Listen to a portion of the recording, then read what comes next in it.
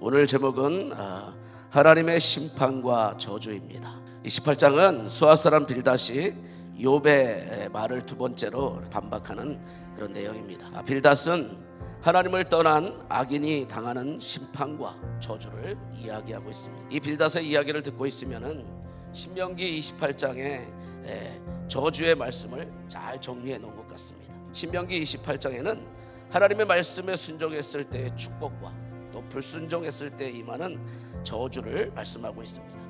축복에 대한 말씀은 신명기 28장 1절부터 14절까지인 반면에 저주에 대한 말씀은 15절부터 68절까지 계속해서 이어집니다. 축복의 말씀보다 저주의 말씀이 4배가 더 많이 기록되어 있습니다. 성경은 분명히 하나님의 심판과 저주를 말씀하고 있으며 악인의 빛은 결국 꺼진다는 것을 가르쳐주고 있습니다.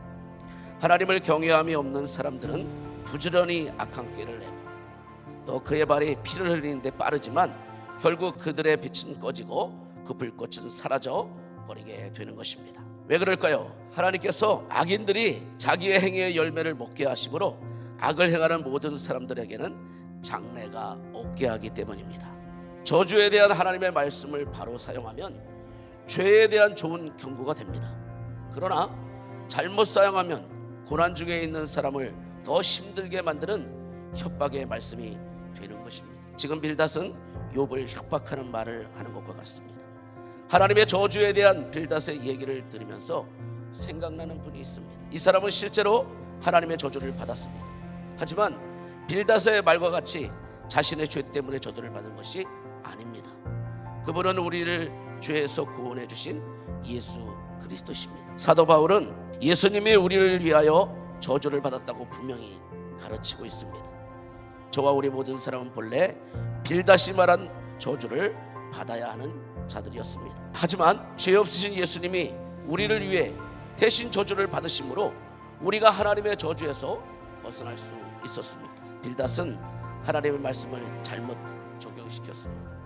빌닷이 말한 하나님의 말씀은 우리 자신에게 제대로 적용해야 합니다. 내가 받아야 하는 저주를 예수님이 대신 받았다는 것을 우리는 알아야 합니다. 하나님의 말씀을 통해 우리는 하나님의 은혜를 다시 한번 깨달을 수 있어야 합니다.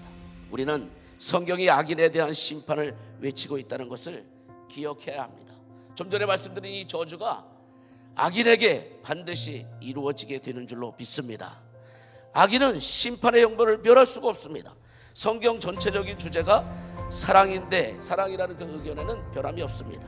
그러나 성경의 사랑은 죄에 대한 심판을 포함하는 의로운 사랑입니다. 그러므로 세상에서 회개하지 않는 모든 죄인들은 심판을 각오해야 합니다.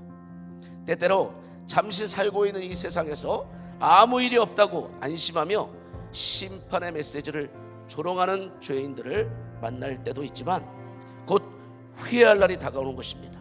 회개할 기회가 영원히 주어지지 않습니다. 회개할 기회는 육신이 살아있는 동안만 가능합니다. 예수님을 믿지 않고 죽었거나 회개하지 않는 사람은 심판의 날에 생명책에 기록되지 않은 그 모든 사람들과 함께 불못에 던져질 것입니다. 악인들은 심판을 우습게 생각합니다. 그래서 우리 주변에는 죽음이나 마지막 심판이라는 말을 아주 우습게 여기고 가볍게 생각하는 경우도 보게 됩니다. 이것은 참으로 어리석은 일이 아닐 수 없습니다. 하나님의 심판인 지옥에서 면제받는 유일한 순간이 있는데 그것은 바로 예수님을 영접할 수 있는 기회를 붙잡아야 하는 것입니다. 예수님 외에는 다른 구원의 길이 없는 줄로 믿습니다. 이것이 성경의 가르침입니다. 예수님을 믿음으로 영원한 천국의 소망을 두고 살아가시는 저와 우리 모두 성도들이 될 수 있기를 간절히 소망합니다.